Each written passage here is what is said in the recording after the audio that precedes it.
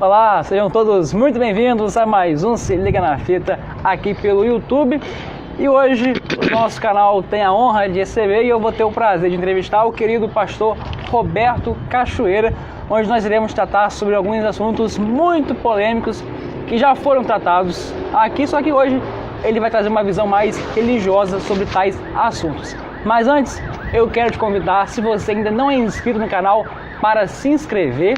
E também eu quero te convidar a deixar aquele like aqui no vídeo e também a sua opinião, o que você achou da entrevista. Mas para isso é preciso que você assista até o final e eu tenho certeza que a entrevista aqui com o nosso querido pastor Roberto, você vai assistir. Pastor, seja muito bem-vindo, é um prazer muito grande ter o senhor aqui com a gente. Prazer todo meu, alegria estar te reencontrando, Daniel. Você é uma pessoa amada, amiga, e poder trocar uma ideia e se edificar mutuamente. Pois é, e a entrevista começa depois da vinheta. Então, diretor, roda a vinheta.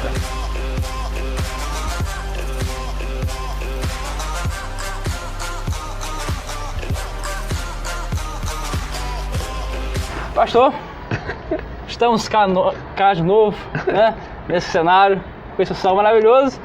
E, como já disse, é uma honra ter o senhor aqui com a gente para tratar desses assuntos, onde a gente já trouxe aqui algumas pessoas que falaram desses assuntos, algumas com opiniões favoráveis, outras contrárias, mas hoje o senhor vai trazer uma opinião mais pautada, creio eu, que na Bíblia, né, com essa visão mais do Evangelho sobre algumas questões muito polêmicas aí que entornam, né, a nossa sociedade. Mas, pastor, para começar, eu queria já te perguntar uma pergunta feita pelo nosso querido diretor Gabriel, mandou aqui, ele não está aqui hoje as imagens são de Davi Riss, mas ele mandou aqui para o senhor, para perguntar para o senhor o que o senhor tem a dizer sobre caráter, palavra e integridade, a diferença desses termos. Primeiro eu quero parabenizar o cenário.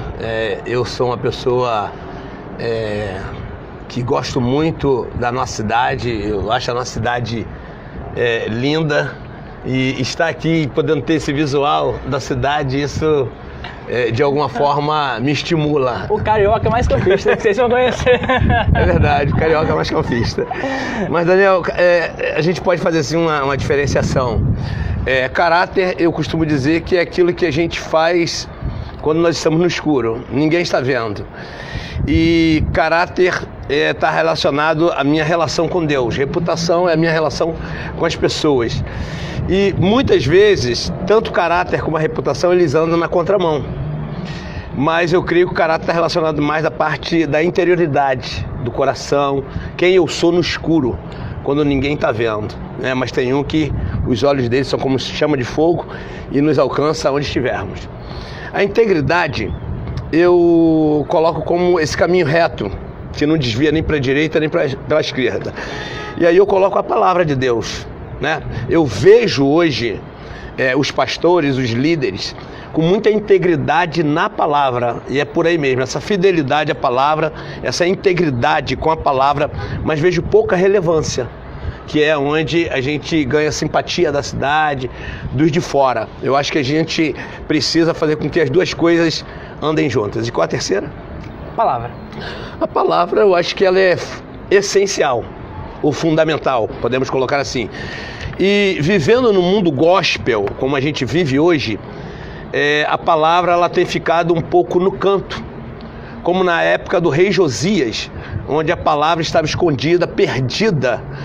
E a gente percebe hoje que nas nossas reuniões se dá pouca ênfase à palavra de Deus, à pregação, à exposição da palavra de Deus. Eu amo música, eu gosto de música, eu sou filho de um músico, né? Na minha família tem muita musicalidade, mas eu acho que a palavra ela tem primazia, ela tem prioridade.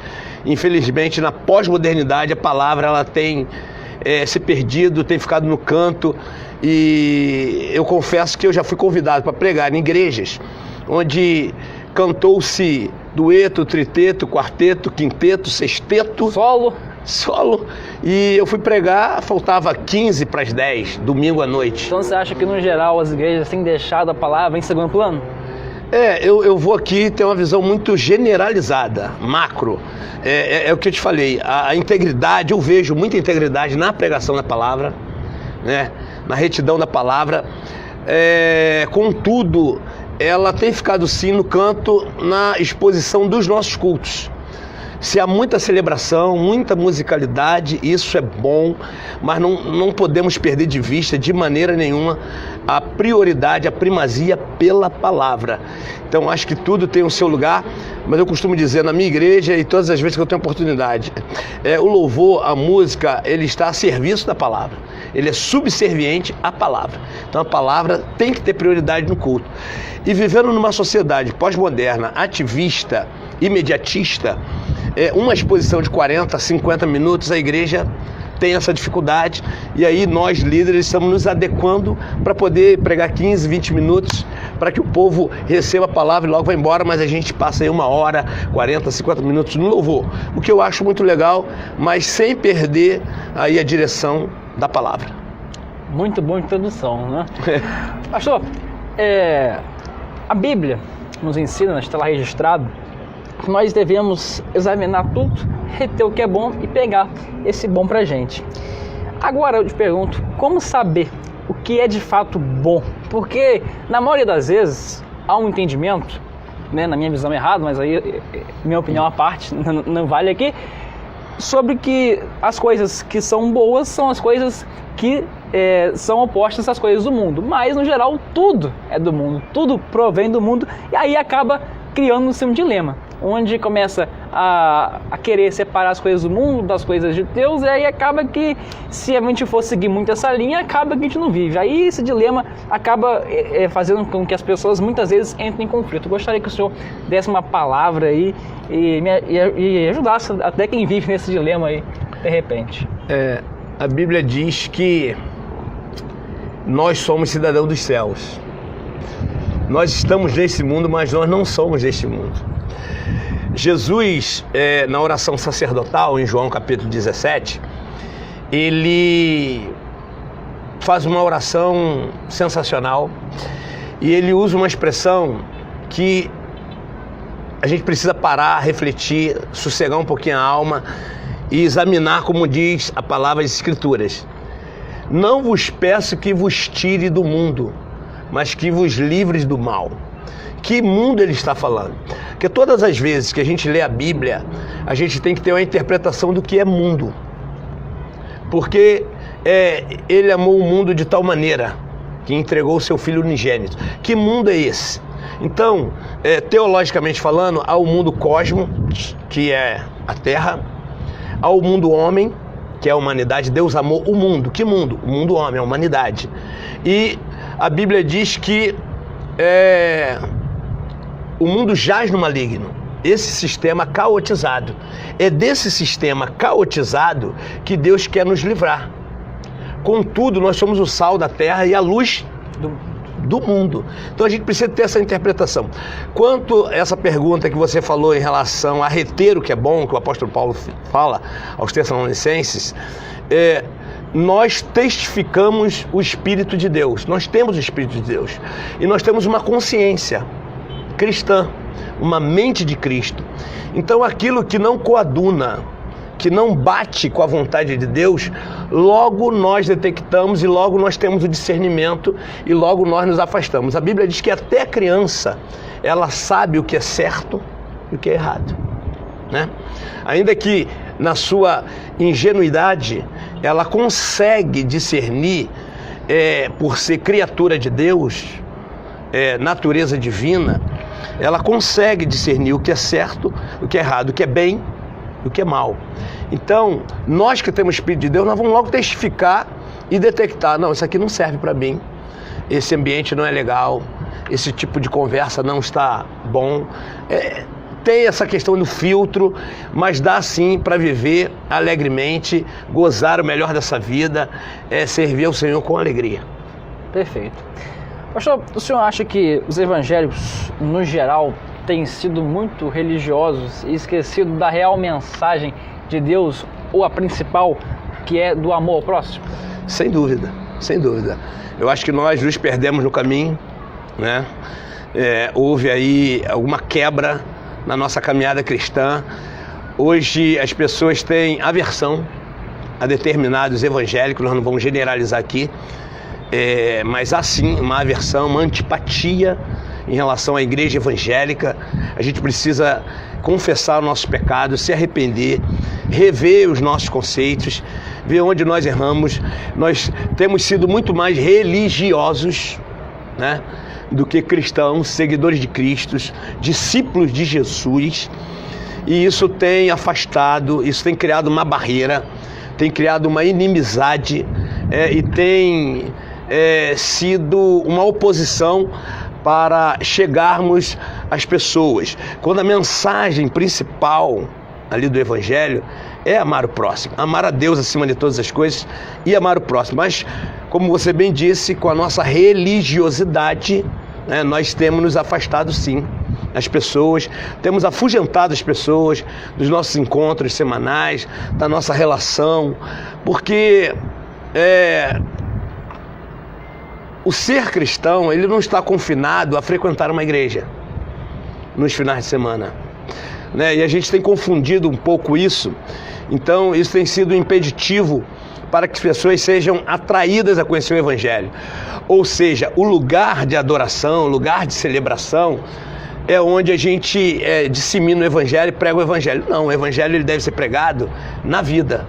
Mas diante da nossa religiosidade, entre quatro paredes, esse evangelho intramuros, nós temos sim impedido e afastado pessoas de conhecerem esse evangelho da graça. Como o senhor disse, então, na sua opinião, os cristãos acabaram se perdendo no caminho e devido a isso, muitas das vezes, ou na maioria delas, acabam sofrendo um taxamento por parte da sociedade, né? Um preconceito, sim, muitas das vezes taxados, né? De caretas, né? De antipáticos, de metidos. Agora eu te pergunto, acho que o senhor já até respondeu, a culpa disso também é nossa. Eu assumo, como pastor, ministro evangélico, a meia culpa. Eu acho que a gente precisa reaprender a lidar com os de fora. Esse nosso absolutismo, senhores da verdade, doutores do saber, isso tem afugentado muita gente. Tem um filósofo lá em São Paulo, da PUC, chamado Luiz Felipe Pondé, e ele tem dito isso, que nós evangélicos precisamos reaprender a lidar com os de fora. Nós temos uma mensagem maravilhosa, alvissareira, transformadora, revolucionária, mas a nossa religiosidade, né, esse ataque ao moralismo, isso tem nos afastado demais das pessoas. Então aqui eu creio que todos os pastores que reconhecem isso, eles fazem essa meia-culpa de que nós sim temos produzido naqueles que não conhecem o Evangelho, a palavra, esse taxamento de pessoas antipáticas, de senhores da verdade. Então nós precisamos reaprender, né? Nós temos uma linguagem muito boa, que eu costumo brincar, e isso não é uma fala minha, do evangeliquez. A gente se comunica muito bem entre nós, mas quando chega com os de fora, numa universidade ou na própria sociedade, a gente tem uma certa dificuldade. Paredes fica mais fácil, né? É mais cômodo, né? E isso é bíblico, porque quando você lê o capítulo 3 de Atos, você vai ver o apóstolo Pedro falando para o povo de Jerusalém. São judeus cristãos. Quando você chega no capítulo 17, você vai ver o apóstolo Paulo no Areópago falando para atenienses, filósofos, né, epicureus, estoicos. Então era o berço da filosofia, ele está falando para os de fora, né? Ele usa de estratégia. Então é muito mais cômodo falar para crente, falar para cristão, pregar para crente do domingo à noite. Igual, né? É uma linguagem bem familiarizada. Mas a gente precisa sim falar para os de fora. Eles também carecem muito da graça, da misericórdia de Deus. Mas com esse evangelho intramuros, enclausurado entre quatro paredes, essa camisa de força tem nos impedido a chegar a essas pessoas. E é possível reverter esse quadro? Assumindo essa minha culpa, confessando os nossos pecados, reconhecendo que nós nos perdemos no meio do caminho, nos deixamos nos levar, nos tornamos muitas vezes massa de manobra na mão de espertos nesse país e no mundo, e parar e refletir, falar o que é evangelho, o que é a graça de Deus. É isso que eu tenho pregado, é isso que eu tenho disseminado domingo após domingo na minha igreja. Então há sim essa integridade, fidelidade, temor à palavra, mas há pouca relevância. E quando a Bíblia diz que nós somos o sal da terra e a luz do mundo, certo? Muito bom. Pastor, vamos agora entrar em alguns assuntos mais polêmicos e pesados, por assim dizer.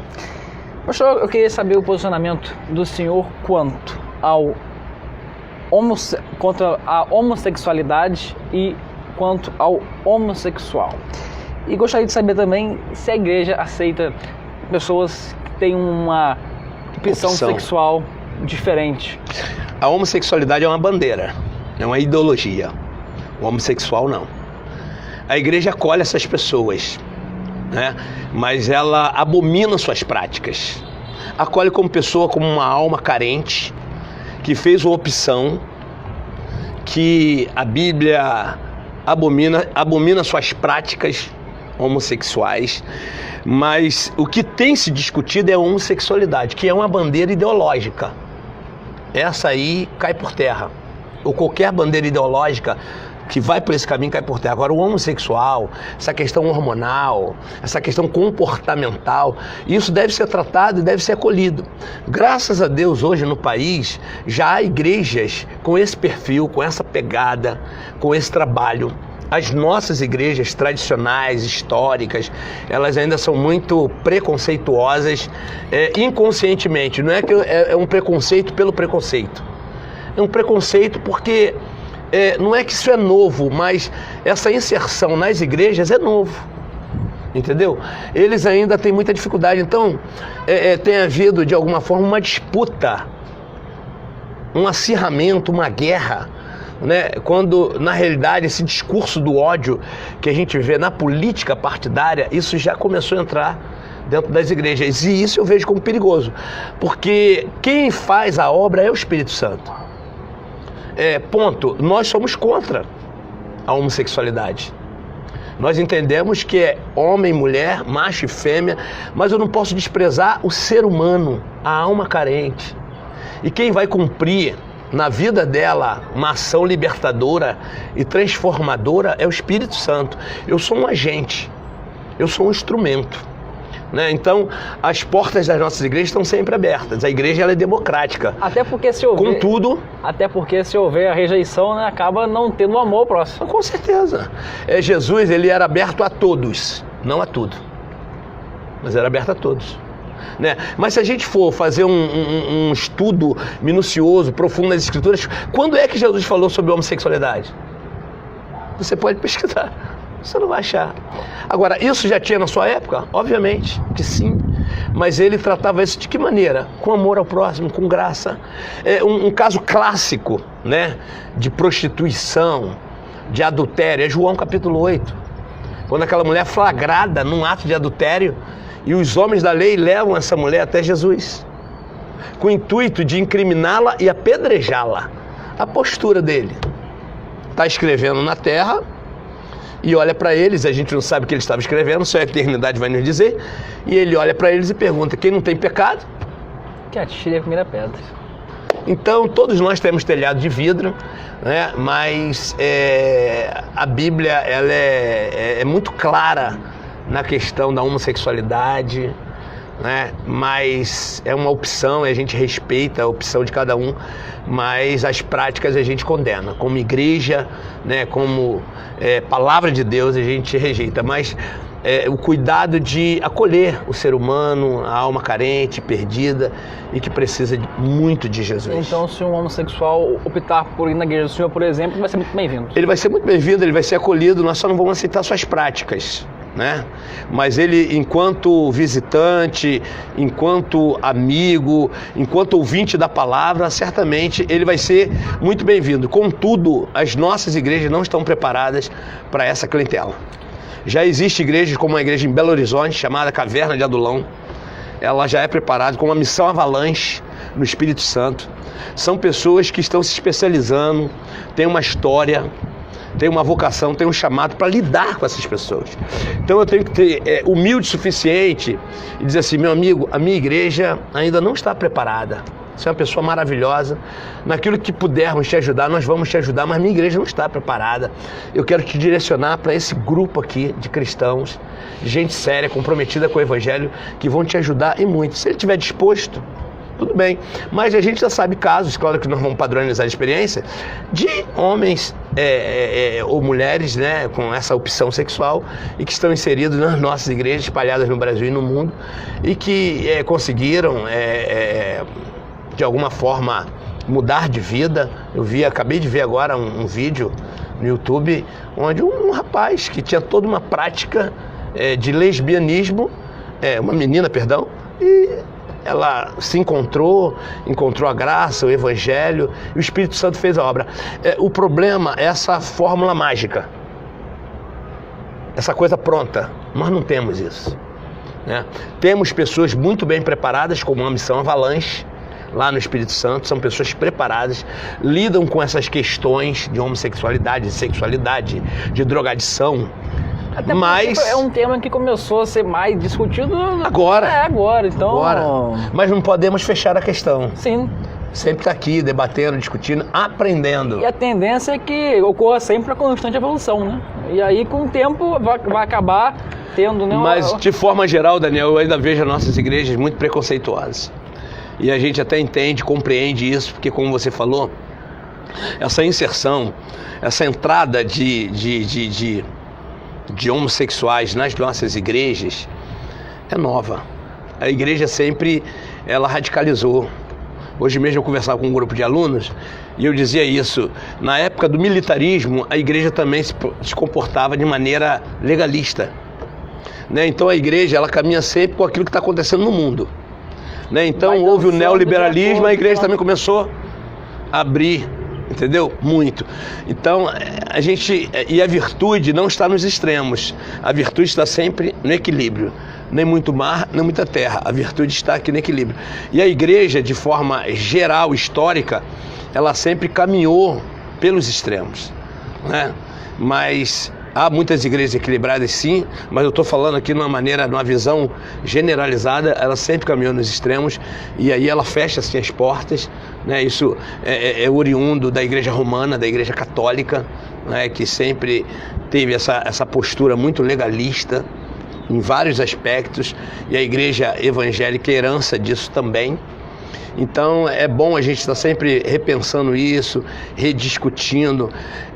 Hoje eu falava com os alunos acerca da bipolaridade política, esquerda e direita. A gente encontra isso toda hora nas nossas igrejas, né? Aqueles que são de direita, aqueles que são de esquerda já não se falam mais, né? Se você é a favor de um assunto e eu não sou, aí a gente já bate de frente. O Deus é um só, a nossa fé é a mesma, mas ideologicamente, existencialmente, todo mundo está muito separado, nós temos conflito, muitos fragmentos, e isso afasta. Então, há sim pessoas que estão abertas para que essas pessoas adentrem as nossas igrejas, né? Mas ao legalismo fala assim, não, aqui não. Mas são almas. João capítulo 8 é clássico. Eram fariseus, escribas, doutores da lei que queriam apedrejar a mulher adúltera, né? E Jesus falou, quem não tem pecado, atire a primeira pedra. É mais ou menos por aí. Sensacional. Pastor, a luta por parte de alguns governantes, né? Essa questão corre aí na Câmara, no Senado, no Supremo. Há pouco tempo começou a ser feito um plebiscito, né? A questão da legalização total do aborto. Eu gostaria de saber o posicionamento do senhor, mas o senhor não vai responder agora, vai responder na parte 2 dessa entrevista. Até aí já foi bom demais, o papo tá muito bacana. Então ele responde essa e outras perguntas polêmicas na parte 2. Segura aí, eu volto na parte 2 então.